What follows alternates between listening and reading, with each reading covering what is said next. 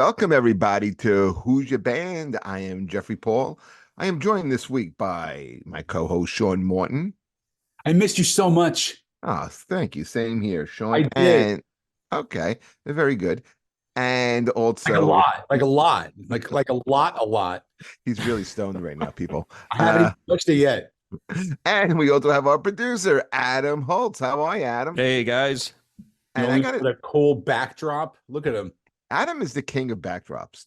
A lot of people don't know that about Adam. Here's something about Adam. Okay. So I was doing a show in Morris Plains, New Jersey at Tiff's Comedy Club. Very proud of And you who, headlining there. Very that's proud of you. thank you. And guess who came to the show? Our producer, Adam Holtz. Well, now May 3rd, your ass better be there as well, Adam. That's all I'm saying, because a real comedian is headlining the dojo in Morris Oh, Plains. perfect. So I will be there. You can bet goddamn right you will be, or Yep. otherwise I'm canceling this podcast. Right. It was really cool to see Adam, man. Like he told me he may be coming down, and then like I look out there and there he is, man. It was really good to see him. Yeah, I Great. mean it was a great show, and I know Sean, you're not gonna like this, but Jeff absolutely killed it.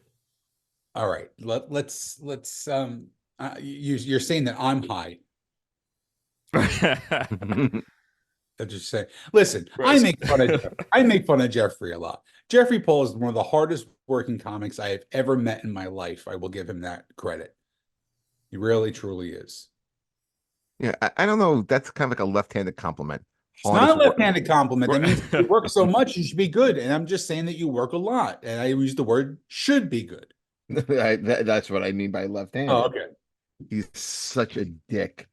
Okay, really. You know what? It's like your personality's a dick. You're losing weight, so you're starting to resemble a penis. Oh, I know. Okay. I know. And I can see it now too. Oh yeah, yeah. I mean, you got the big baby head and the Yeah. no shoulder No, the fucking shoulders look. are there. Look. See? No, there are no Slouching. shoulders there. I'm Those just slouching. you'll look like Fiona Apple. Oh. Apple. Gotta remember, it's been 3 weeks. I said I missed you. Look, we're 3 minutes in. I go back to Arizona. That's what I'm saying. Which, by the way, was great. Oh, I can But- imagine. But today, a very exciting show. This is one that we kind of like. Adam and I used to do the show with Dustin Chafin, Mhm. and we would talk about a album. On this show, we do lists. Okay, we It's make it. an album. It's an album, not Okay. a album. We make it hard. Okay, and what we're doing here of all the rock and pop and new wave and country albums that have come out. Okay, Yep. we have to whittle this list down to the top five debut albums. I think in the history of doing this show, this may have been the hardest list to come up Now, with. did you go critically acclaimed top 5, or did you do your top 5 personal? I did top 5 personal that Okay. also Mhm. also have some type of influence. So so I mean, I don't know if my list is going to coincide with you guys. Sean, you always go, a little obscure, and Adam is the king. If it's, I'm sure he has on his list the debut album of Scritti Politti. Okay, Wet Leg is on this list, Adam. I'm letting Uh, you know, don't show up at the dojo May 5th. All right. you know what? Adam will not be going to the dojo, then I'm sure. But you know what? So with that, let's break down Adam's top 5 debut albums of all time, and go in reverse order, Adam. Here we go. All right. So like you guys were saying, this is a tough list to do. Especially my top 3, I knew right off the bat. 4 and 5, I must have switched it 20, 30 times or so. So I decided to make it a little bit easier. Still not easy, but I was going to just do it for albums that I was alive for. So anything from 77 on to today. Which is fine. That's about right. Jeff can't Right. do that. Glenn Miller came out in 42. That's the kind of shit you could expect in May when to see Sean Moore, the hackiest of the fucking hacks. Go ahead. All right. So my first one. Hold on a second before you get going, Adam. This is for Sean. Ugh, gross. He knows what that means. Gross. Go ahead, Adam. I'm sorry. All right, so the first one, and this is this is an album. I'm not sure if you guys have heard this one. I went with the UK band Block Party and Silent Alarm from 2005. I can't stand you. Of course he did.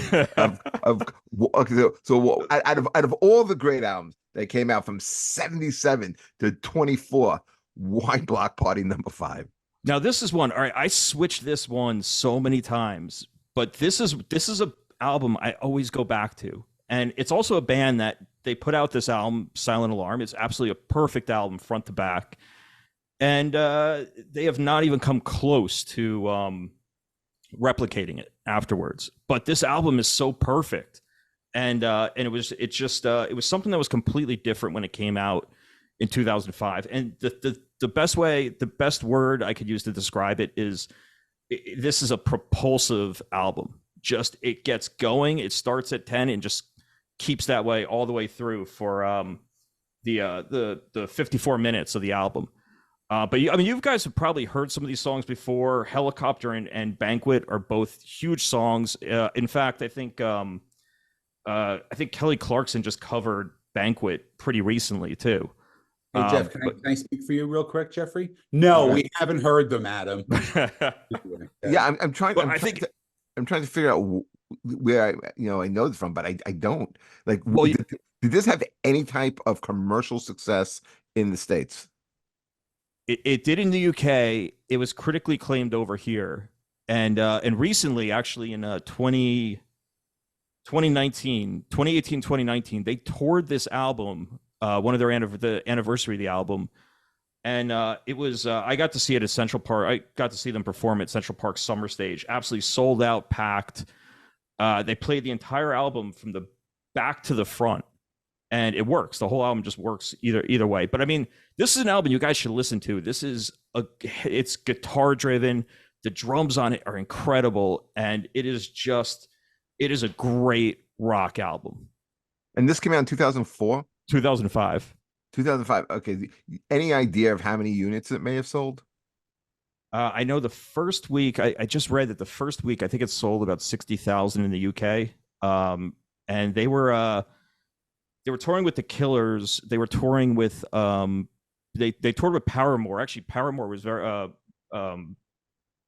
very influenced. What's her name? Haley. I always forget. I think her name is Haley Paramore. Just That's not the name, everybody.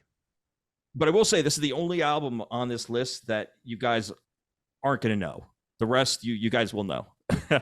well, I gotta say right off the bat, it's something I don't know. And 60,000, that's not, I mean, that's something like Bon Jovi would have sold in the first 15 minutes. Yeah.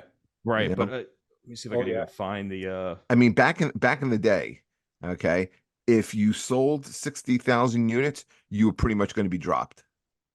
But you got to figure this is also 2005. You have Napster, you have file sharing, that's what I was trying to kind of figure out, but still it seems very light for an album back in, even then, because streaming wasn't as prominent as it is, like, say, the last 5 years. Yeah, let me see here. Right? But I got to tell you, it's right off the bat, you didn't disappoint, Adam. But I swear, if you heard Helicopter, you heard Banquet, even This Modern Love, these were songs that were or pioneers. These are songs that were played heavily. Also, I don't know if you guys ever played Rock Band, but they were especially Banquet and Helicopter were pretty big on there. My son was a huge Rock Band fan. I used to play with him all the time. I wish. See, this is where YouTube sucks. Where I wish we could be playing parts of these songs so we can kind of get like a little taste of it. But go on to your number 4. Well, right before I do that, it sold 350,000 copies, so it went gold. That was in Europe, and yeah, but that's not. See, you can combined all of Europe, And if you don't have the commercial success in the States, you're not going to be as successful. The States is where it's at. I mean, you get the buzz in Europe, you get going in Europe, but you make your money, you make your bones here. Yeah, and I think they said, let me see, so 200. Wow, no, actually, no, 379,000 copies in the US by 2012. So 7 years it took them to sell 379,000 copies here. Mm. It's number 4. We're 27 minutes in. Jesus Christ, All right, well, Don't worry, guys Sean. know. We're gonna live forever. Go. All right, well, you guys know this one. I'm going to stay in the 2000s. I'm actually going a year earlier, 2004. The Killers, Hot Fuzz. Oh, I love the Killers. Good Yeah. record. And I mean, this one's just almost like a greatest hits album. That stretch of songs from Mr. Brightside, Smile Like You Mean It. Somebody told me all these things that I've done is just phenomenal. What year is that? 2004. 2004. So it's 20 years, and somebody told me still never got old. It's Yeah. still a fucking great song. Well, same as Mr. Brightside. You put that song on, everybody is singing it. Everybody's getting into it. It is. I mean, those are two just absolutely perfect songs. And all these things that I've done is about one of our past guests, Matt Pinfield. There you go. Yeah, he's. I think Brandon Flowers is he's like one of the best lead guys of the 2000s. Maybe if not the best. I'm kind of thinking that Luke Spiller from the Struts, is right now. No comparison. There's no comparison. Brandon Flowers is 1,000 times better than that. Yeah. I don't know, man. I love Luke. I think he's Brandon Flowers at the John Lennon 75th birthday show at the Garden. He did Instant Karma, and let me tell you, that was probably the best performance of the night. Yeah, he is great. I saw him do something with the Pet Shop Boys, who's one of my favorite bands, and him and Lady Gaga came out as special guests, and they were just amazing. He's great. All right, so that's now you're going, Adam. Now you're good. That's a good debut. Where we go with number 3? All right, number 3. I am going to go with 1994 Weezer, the Blue Album. Great album. I had that on my preliminary list. Yeah, me too. Great one. And I mean, this is you know what, I've just gotten back into Weezer lately, actually going through trying to, I mean, because they're a very divisive band. You figure the Blue Album, Pinkerton, perfect albums, and then just everything kind of goes downhill after the Green Album. But you put the Blue Album on, it's timeless. It hasn't aged at all. It's such a great album. Buddy Holly is still a great song.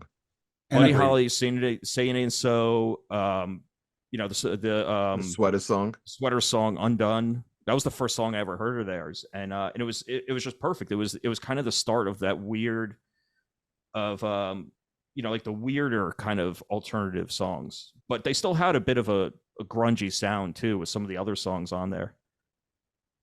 Yeah, no, I love that album. I saw that tour. They were they were the headliner. It was I forgot who opened, and then it was a co-headlining tour between Live and Weezer, and they both came out with their debut albums, and they were both great. Live is actually doing a tour this year with Stone Temple Pilots. They're doing Throwing Copper front to back, and then SDP is doing Purple. I know. I think I have to go to that. I just got to see, if I'm available. But that's something like I'll probably get like. Oh yeah, that's at PNC also. Well, you have your lawn passes, Jeff, so you can just go. I don't have the lawn pass. I got shut out. No shit. Oh, now I feel happy. No, I went on maybe 9 minutes into the sale, and I couldn't renew my tickets. Wow, that stinks. Yeah, it does stink. But I put some money aside for like just like pop-up shows. That's one. There's so many great tours that are coming up. I want to see. I don't want to go off track right now, but Daryl Hall and Elvis Costello as well. Yeah, it's fun. Yeah, and Weezer's touring the Blue Album this year. They're going to be playing MSG with Dinosaur Jr. and Flaming Lips, and then they're going to be doing all of the Blue Album. Yeah, so I'll just get there for Weezer. Right. That'll be a $10 StubHub ticket that I'll get. Yeah, right, exactly. So that we got to number 3. So you got your top 2. All right, so number 2, this is I would say one of the most um for me at least influential ones in high school. I'm going with Pearl Jam 10. Ah, yeah, Baz having the number 5 out one. Okay, I'm gonna have to change that. The Okay. great one. And Yeah. I was listening to this earlier. It's another one, just like the Blue album, where it doesn't get old. In fact, now, I mean, yeah, there's some that are overplayed. Some songs on here, Jeremy is overplayed. I mean, Black is still really good. Even Flow is still really good. But what impressed me on this listen was just that stretch of songs from Oceans, Porch, Garden, and Deep, and going from like a tender song like Oceans right into Porch, where the first words are what the fuck is this world. I love the transitions in this album. This is it's a perfect album. It's probably still, I always like Vitology, but still, like, this is probably their best one. I agree. I think Versus is actually their best record. But if we were doing like a top 5 albums of 3 in a row, I'd say Pearl Jam. Those first Oh three yeah. are in number 1 spot. I don't think anybody can deny that. I think this is a great one. I think between Eddie Vedder's like agonized vocal, like in songs like Alone and Black and Jeremy. I mean, it's just so good. And then how understated is Mike McCready with the leads in songs like Alive and Jeremy. And I think it kind of like spawned that sound. Bands like STP and Creed, they're always compared. They go back to Pearl Jam. And when there was when they came out and it was like the big grunge bands, the Seattle Sound was Nirvana, Pearl Jam, and Mhm. Soundgarden. I think Alice in Chains was a little bit before them. But I looked at those 3 as the big ones, and everyone kind of gravitated to Nirvana, and Nevermind is phenomenal. But I always thought Pearl Jam was the best one out of all of them. I really did, man. They were they were hard. They were unique at the time. I really loved. That's a great pick, Adam. Yeah, and what really helped them too was that they released Verse was, I think it was just 1 year after 10, and where Nirvana waited a few years before In Utero, um, Verse became a an event. I mean, I just remember people skipping school just to go get that album, and Mhm. it just Good. that was that. I know, Sean, you've said it before about Nirvana being being that kind of band where it felt like it was our own in a way, like just that's kind of how like I felt with Pearl Jam too. I see that. All right. So what was number 1? All right, number one was I was gonna say Wet Leg, but See, I thought that was going to be I your was like, number 5. I really thought you were throwing Wet Leg in there. no. I didn't. I was just going to consider it for a goof, but it didn't come close to making it to the top 5. But number 1, Guns N' Roses, 1987, Appetite for Destruction. Yeah. And I just think that there's, we just, you have these albums that are kind of these like seismic shifts, and Mhm. that's what I think Appetite was. They just kind of, changed the landscape in a lot of ways, and it's just front to back an absolutely perfect album. You could put it on any time, and yeah, I mean, I couldn't really think of another one. That was the first thing that popped in my mind when you told me about doing this list, and Guns N' Roses Appetite for Destruction was the first one that popped in. I think what you said, the people kind of back that up because Guns N' Roses' Appetite for Destruction was the biggest selling debut album of the entire 80s. And when you look at like the first of all, let's look at the singles. Songs Mhm. like Welcome to the Jungle, the great climax of Paradise City, Sweet Child of Mine with that great guitar opening.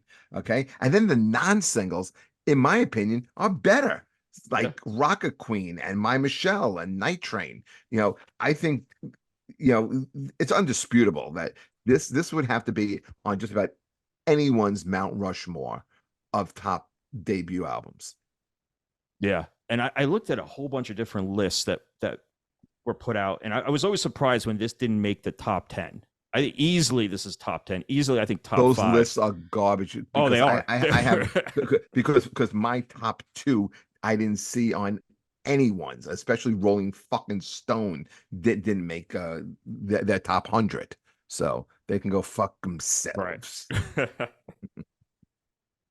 All right, so that's a good list, Adam. Right, not bad.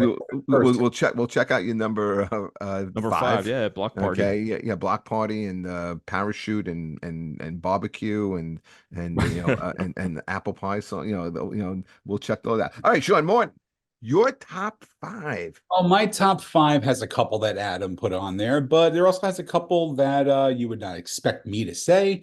And there's one that I think that Jeffrey Paul has on his list. So I'm I think I know where you're going with to that too. ruin this. So I'm going to go a little quicker because I can't repeat what Adam said. Number five for me was Pearl Jam's 10 as well. Great one. Sophomore year of high school, still coming off the 80s hair metal vibe that I was really, really into. Of course, I got sucked in with Nirvana's Nevermind, but then when I heard this, it was still different than Nevermind. Yeah. It was definitely more of a rock vibe than Nevermind was. When you really put them into that category, you think of grunge, you always think of Nirvana. But I always felt like Pearl Jam was a rock band. I never really saw them as a grunge band. They kind of got looped in, being under the umbrella of Nirvana. But That's yeah, interesting. Why do you say that? I say that with Alice in Chains too. I think Alice in Chains is a heavy metal band. I don't think they're a grunge band in the least bit. I You think think the maybe because they all came from Seattle? all Seattle, it's all the same time period. I don't believe that a lot of these I don't believe in the whole grunge era, to be honest. I think Nirvana was the only real one. I think Pearl Jam is a rock band. You listen to them now, it's 30 years later, and they're putting out great rock records all the Who time. was considered? Yeah. I'm going to ask you this question, Sean. Who was considered the godfather of grunge? Probably the Melvins, I would think. I think the Melvins were the ones that really started it. Or Well, Mike. historically, it's looked at as Neil Young, and when you go back to Rust Never Sleeps, all Okay, right, I mean I can see and Pearl Jam really, I mean, they toured together because Yeah. because they looked at Neil Young as that. So I kind of do look at Pearl Jam as a grunge band, all right. not as a heavy metal band. My number four is a personal one. I guarantee you've never even heard it, but I would implore you to listen to it too. It's one of my favorite writers that's out there is Chris Stapleton's Traveler. You love Chris Stapleton, You man. You love Chris really Stapleton? do. Love him. The guy wrote 161 top 40 hits before he ever put out his first single. Like that's saying something to begin with. The guy is super, super talented. Traveler, though, was the first record he put out, and it has the song Traveler. Uh, Nobody to Blame is a great song.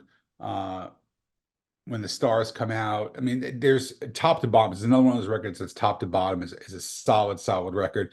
And he's become probably the biggest person, biggest male in country besides Luke Combs at this Well, point. isn't he playing stadiums this summer?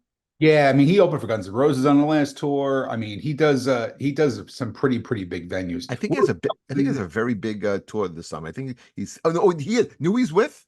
I think I'm going to this. He's with George Strait.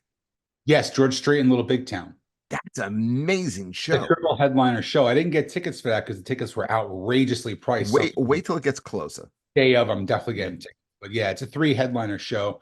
I've seen him perform probably half a dozen times already. And the thing about him, when you listen to him live, it's just like putting on the record. There's no show behind him. There's no stage show. There's no light show. There's nothing. It is him, his band, his guitar, and he sounds exactly like he's playing, if you're playing the record when he plays live. I love that because that's so rare these days. It is. And it just shows the pure talent that this guy has too. Absolutely. All right, so that's number four. Who's number three? Number three is, I think, one of those debut records that if you didn't know it was a debut record, you would think it's a greatest hits record. Oh, I know. You stole this from me, you bastard. Did I really? So I am going with the Cars. Yep.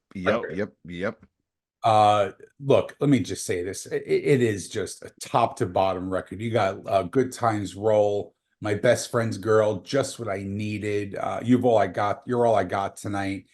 I mean, Moving in stereo, all mixed up. Bye Bye Love. This is I mean, come on. This is an 100%. absolute perfect record, top to bottom. And I tried to do it a little different, like where I wouldn't just pick a metal or a rock band. I wanted to go kind of like a pop rock band. And I think that was the only pick I could have actually done.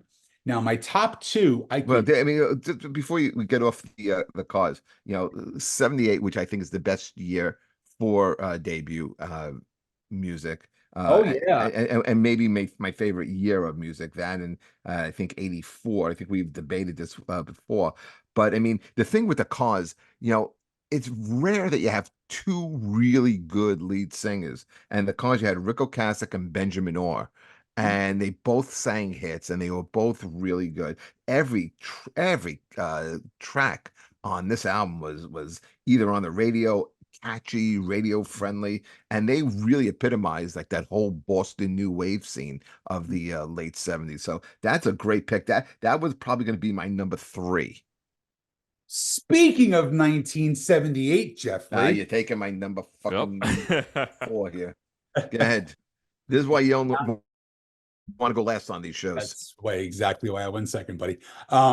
Yeah, I mean, obviously, I'm going to go with Van Halen number one. Yeah, how Uh, can you not? Dude, come on, Running with the Devil. Then you go right into Eruption, which every guitar player in the world has always tried to mimic. If people always say, "Oh, you go play Stairway when you go to a guitar center." No, you have every asshole in the world trying to play Eruption and playing it horribly because you cannot duplicate that freaking solo. It is unreal. You got the cover of "You Really Got Me," which was probably one of their biggest hits off that record. Ain't Talking About Love, I'm the One, Jamie's Crying, Feel Your Love Tonight, Ice Cream Man, top to bottom. It's a banger of a debut record. Absolutely. And if it wasn't for my number one, this would have been my number one record by I far. mean, if you really think about that, amazing guitar, with Van Halen, amazing guitar player. Would you say Roth is a top five frontman of all time? Frontman, not singer. Not singer. Frontman, I think he's top three. I don't think there's many people who can ever touch him. Jagger, would you say Jagger, Tyler, and Roth? Jagger, Tyler, Roth, Mercury, and Yeah. probably Axel, I would say. For if Yeah, you so he's easily top five, debatable top three. I agree with that. Yeah, I mean, you have a kick-ass rhythm section of Michael Anthony, who never got the credit he deserves. greatest backup singer ever in rock history. Right, all those highs are Michael Anthony, Yeah, and Alex, was a great drummer, had a very distinct sound as a drummer as well. I agree. And listen, we all know my number one is obviously it's my favorite record of all time. It's the most important record for me of all time. It is the greatest debut record. I don't care what anybody says. Fuck Rolling Stone putting it at number eight. At number eight, for fuck's sake, it is Guns N' Roses' Appetite for Destruction. You have Welcome to the Jungle and Sweet Child of Mine, Paradise City, three songs that I think every single person in the world knows. Yep. That's one of the things I always put for a great record. When if you're not a fan of that genre, if you're a rap fan, Welcome to the Jungle. If you're a country fan, Sweet Child of Mine. If you're into new wave, Paradise City. So just those three alone, those are not even the best songs in that record. The best song in that record by far, and the best Guns N' Roses song of all time, is on that record. It's Out to Get Me. I will fight this tooth and nail. I think that is the song that epitomizes that band completely. If you watch their performance from Live at the Ritz that was on MTV, which was, they bleeped it out a bunch of times and stuff like that. But that version of Out to Get Me from Live at the Ritz is one of the most powerful live versions I've ever seen of any song live. And that epitomizes that band. You got Mr. Brownstone. Look, I'll be honest. I'm not a super huge fan of the second side of that record. I was always a side one guy. I only got into Rocket Queen a few years ago. It was never my favorite song on that record. Oh, But it's my favorite. I think my favorite song on the album. when you watch it live, man, that song is maybe their best live song that they do. It's almost like two different songs. Yeah, exactly. Because the whole breakdown at the end, Yeah. beautiful. I love it. I love it. My Michelle, You're Crazy, which I prefer the acoustic version on Lies before the heavy version. Now we all would have had Guns N' Roses in our top five, right?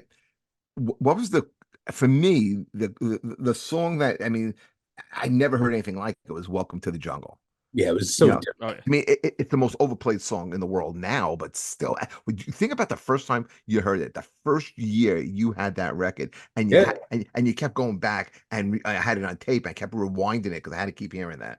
Yeah, it was 1987. It was the first CD I ever bought with my own money was Guns N' Roses Appetite. That was amazing. There was a movie that it was a Clint Eastwood movie, and Jim Carrey played a rock star that gets murdered, and he's filming this is like one of the opening scenes of the movie, and he's playing he's filming a music video, and the song is "Welcome to the Jungle." I didn't know that. Yeah.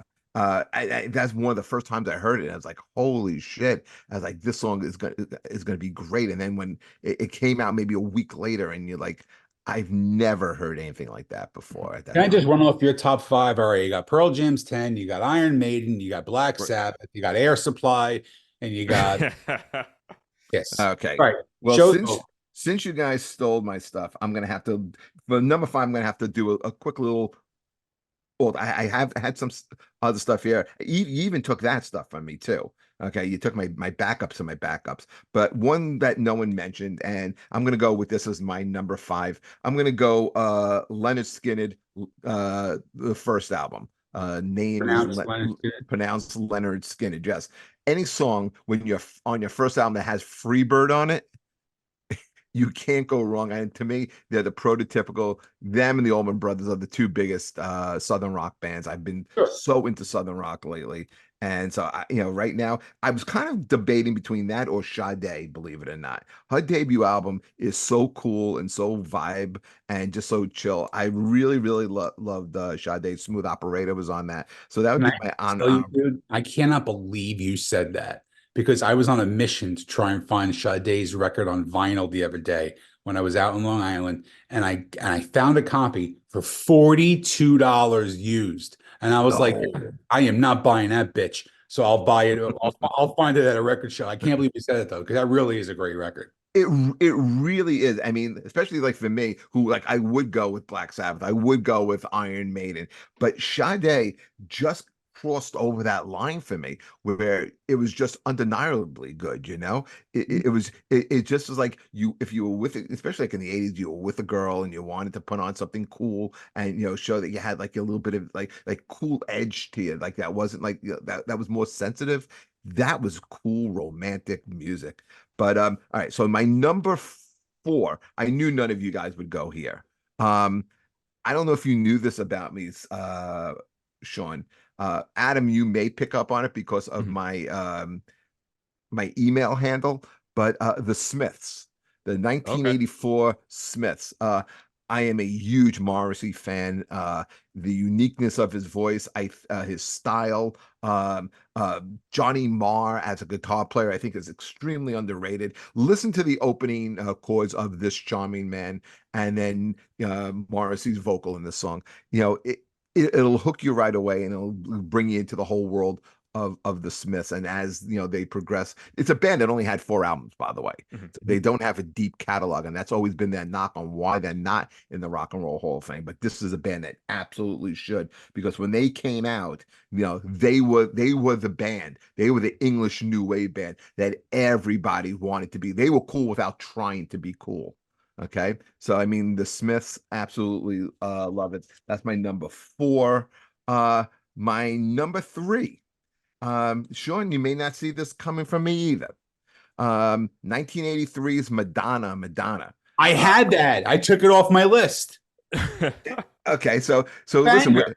it is a banger. First of all, it's a great dance disco pop album. The hits are I like it much better than the second album, which was bigger, which was like a virgin. But these songs were real like New York club gritty Burning up, man. song. Yeah, yeah, Burning Up, Borderline, Holiday. I still love Holiday. Lucky Star, Everybody. I mean, these really epitomized the New York club scene. I remember when I was a kid going to the city and going in. I remember these songs were just like the best, produced by the great John Jellybean Benitez. When I was in college, I used to I had a little record store, and I remember anything that he produced as a 12-inch always sold. He was that kind of he was that producer. So I mean, so for me, Madonna number three. Um, my number my number two. I cannot believe, Adam. I looked at Reddit, I looked at Rolling Stone, I looked at Pin something, I looked at a bunch of different lists, Mhm. and none of them listed this album, which to me is off the charts, shockingly irresponsible. And I'll explain why. 1977's Meatloaf Bad Out of Hell. Mm. Okay. How anyone could leave this off of any type of a top 10 list, let alone a top 100 list, let alone not included in their top 20 is criminal. That's a good. Okay. That's a good. I did not even think of that one. That's a great Yeah. pick. Well, okay, you have Meatloaf on vocals, who was a great vocalist, made his day, people started to know him from the Rocky Horror Show, which came out 2 years earlier, I believe. Okay. Produced by the most underrated songwriter composer, Jim Steinman. And the album was produced by Todd Rundgren, who's a Rock and Roll Hall of Famer. It sold over 43 million copies. Okay. A little bit more than Time Bandits or whatever that band is that you mentioned, Adam. What was your first Block band again? Party. Block Block Party. Yeah. Party. Yeah. Yeah. Okay. So a little bit more, 43 million copies. Okay. You take a song like, the first single off it, 2 out of 3 ain't bad. Mhm. Little story behind this. All right. Um, we all know the song. First of all, the opening chords Jim Steinman takes from the Eagles. The Eagles had that song, the Christmas song, Bells Will Be Ringing. Okay. If you listen to those first 3 chords, they are the exact same chords. Okay. Um, and then he wanted the song, he wrote the song in a lower key. And he wanted to be a country song, and he thought about Johnny Cash. So when think about like Johnny Cash singing, "I want you, I need," like he wanted it to But keep, be, keep going, 'cause I don't know all the words, Jeff. "I want you, I need you." Okay, he wanted that deep Johnny Cash vocal. Um, he Poor he guy's he rolling he in his he grave he, right he thought it would be a great like cowboy type song, and Meatloaf, when he records it, makes it his own. I thought that was always very interesting about that song. Then you took a song like the title song, "Bad Out of Hell," and Steinman was always obsessed by like do you remember like in the 60s there was those crash songs like Dead Man's Curve, now. okay, Leader of the Pack. Mhm. He wanted a song like Leader of the Pack. So he writes Bad Out of Hell. He wanted that motorcycle sound, but he didn't want it to be from a motorcycle. So he had Todd Rundgren. He duplicated the motorcycle sound on a guitar, okay, in the studio. I thought that was kind of interesting. And then of course, Paradise by the Dashboard Light, Phil Rizzuto, and Yep. it's you'll see that at every karaoke bar and party. It was a fun song. Sean, I don't know if you knew this, but the players on the album are pretty historic. All Mhm. right. Roy Bittan, Max Weinberg are on the album. They're the band, okay, Yeah. from the E Street Band. The great Edgar Winter, on is playing sax on "You Took the Words Right Out of My Mouth" and others sax solos on it. Kazim Sultan, okay, who's been with him since the beginning and was in Utopia and has played with every band imaginable. Okay, he's the bass player in it. You can leave this record off a top 100 just goes to show you these critics know absolutely nothing. Did you see the And musical? I'm sorry, See the musical? That out of no. hell? It's Every fantastic. time I wanted to. You saw it? Yeah, it was fantastic. I've wanted to see it. I'm a huge Meatloaf fan. The last time I saw him, I was very disappointed because it was the Hang Teddy, Hang Daddy Cool, something. It was Yeah, it's Teddy, something horrible. like that. It was horrible. The album was horrible. The tour was terrible. He couldn't sing anymore. But I mean, at least I saw him one last time. Um, I want to give you an earworm too. We talked about Jim Steinman. Now, if you listen to "It's All Coming Back to Me Now" by Celine Dion, love it. it's a great song, right? Now, Jim Steinman wrote that song. Yep. Now, if you really listen to it, picture Meatloaf singing it, Well, you have it's on Bad Out of Hell 3. right? I mean, how he writes also in the key of Meatloaf when you really think about it. He writes a lot of his songs sound like he had Meatloaf in mind, but he gave them to other people. Well, it's true. In fact, Total Eclipse of the Heart was Oh was yeah. a number one song, and it kept at one time he had the top two songs on the chart. He had Total Eclipse of the Heart by Bonnie Raitt and Making Love Out of Nothing at All by Tyler. Air Supply. He wrote Air Supply too. He wrote Making Love Out of Nothing at All. Yeah. You know that. You learn Yes. something every day in this podcast. Phenomenal song. That's why I say Jim Steinman is the most underrated songwriter in American history. I You know, say it's a that great undeniably. it's a great Jim Steinman song was off of Streets of Fire. Tonight is what it means to be young, and that too Yeah. also sounds like a Meatloaf song. Yep. And we spoke about that soundtrack Yeah. because because we had it on the show here. Remember we had Elliot. He worked with Dan Hartman. I Can Dream About You. Yeah. Okay. Okay. So my number one, and I'm surprised this wasn't on more lists, top 10. But Boston, Yep. 76. How do you leave that out, man? Brad Delp with those high tone vocals, Tom Schultz, the MIT graduate. This album was recorded entirely by Brad Delp, but I'm sorry, by Tom Schultz. He records it in his home basement studio. Okay, he invented, Boston has that sound. When you hear a Boston song, when you hear the beginning of a song like "Don't Look Back," or the leads in any of the first album. Okay, he invented an effect on the guitar called the Rockman.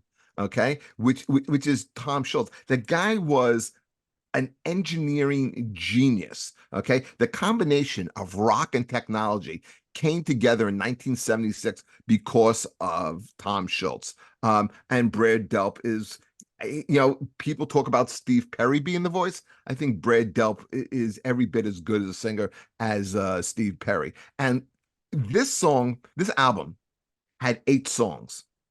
All of them all of them were played on the radio. Okay. At the time, it was the best-selling debut album at its time. Songs like More Like a Feeling, Hitch a Ride, Rock and Roll Band, Long Time, Smoking, Something About You. I mean, they never came close to duplicating this. I don't think you could. And it was just to me unbelievable. Totally unrelated, though. Gotta tell you, singer Brad Delp, probably the best musician death ever, if you really think about it. He killed himself at a party, right? No, he sealed up his apartment, brought in his grill, turned on the gas, and just went to sleep. Like he brought in his grill and turned the gas on and just went night night. I thought he did this at a party, though. No, it was at his house. It was in his apartment. That's crazy. It kills me that a guy this talented, was in such a dark place that he has to kill himself. Happens to a lot of people, man. I mean, It- unless you're Kurt Cobain and your wife killed you. that's when we do our Coming out, I'm telling you. I told you it happened to me once. I was smoking pot. I had a picture of Kurt Cobain on my wall, and I turned my head, and it was the cover of Rolling Stone, the issue where he died. It was the black and white picture, and I had that on my wall, and I turned my head, and he whispered to me, "She killed me." I swear to God, it was not the drugs.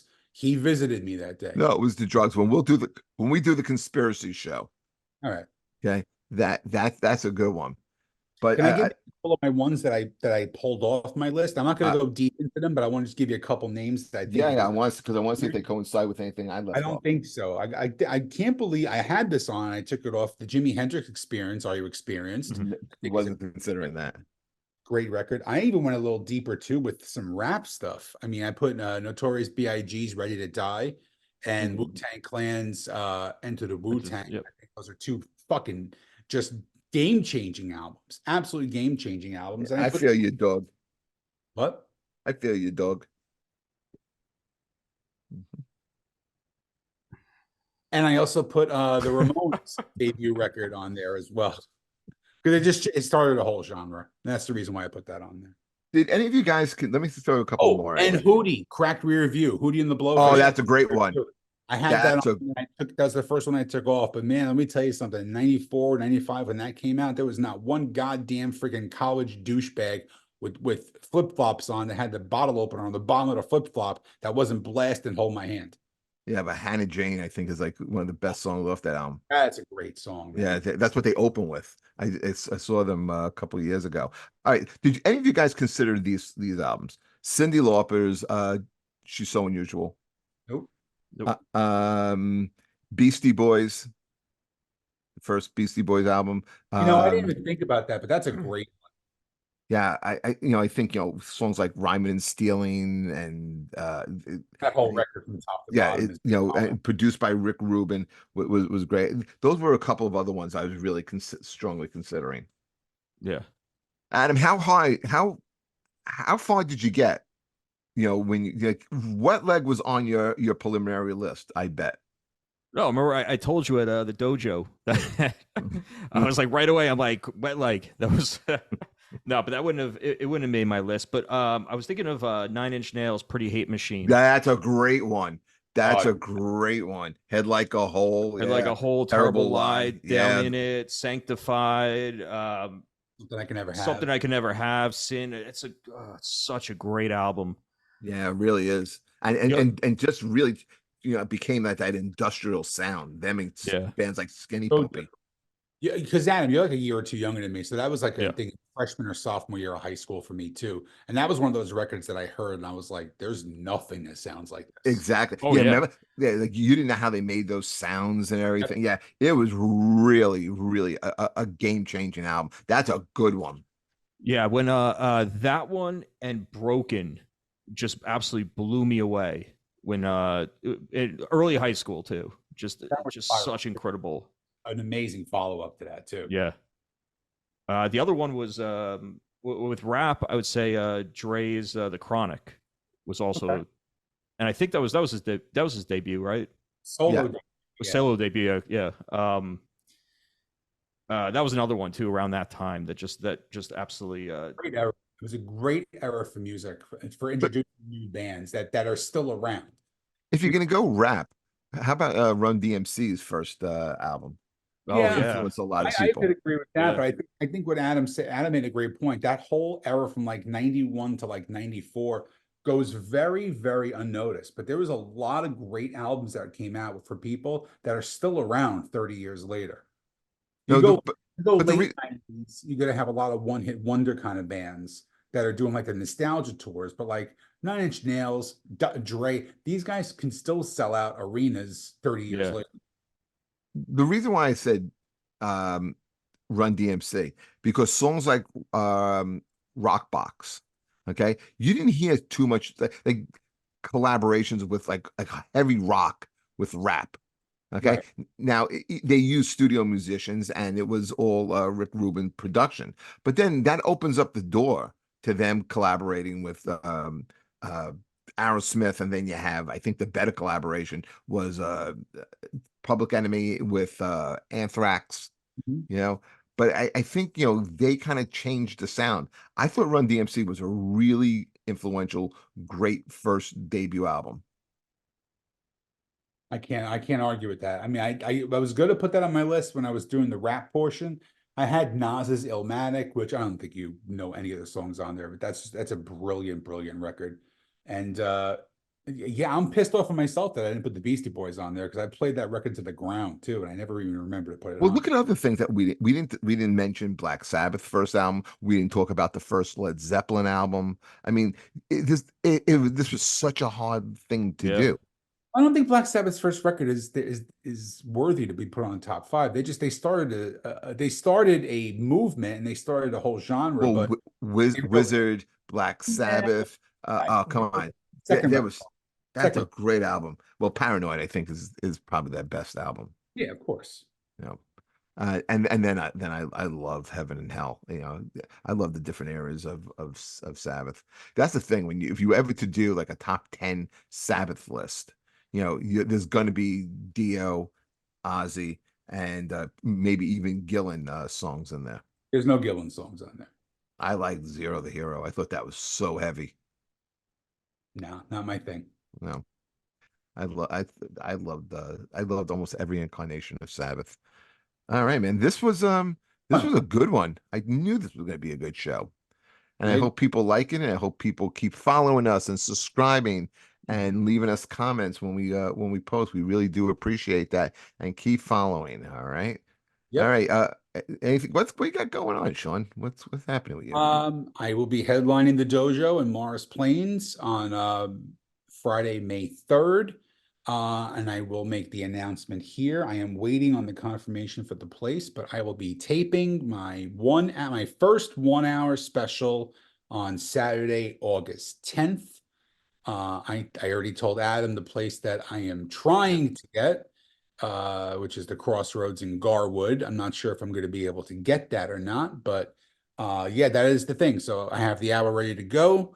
It's all set. I got my backup hour for when it's put out. I have the new hour ready to go after that, and it's going to be big. I have my people got me intro music, which I got the licensing for already, which I'm very happy about, and got my production crew ready to go. So now all I got to do is get a place to put some seats in there and put some butts in there.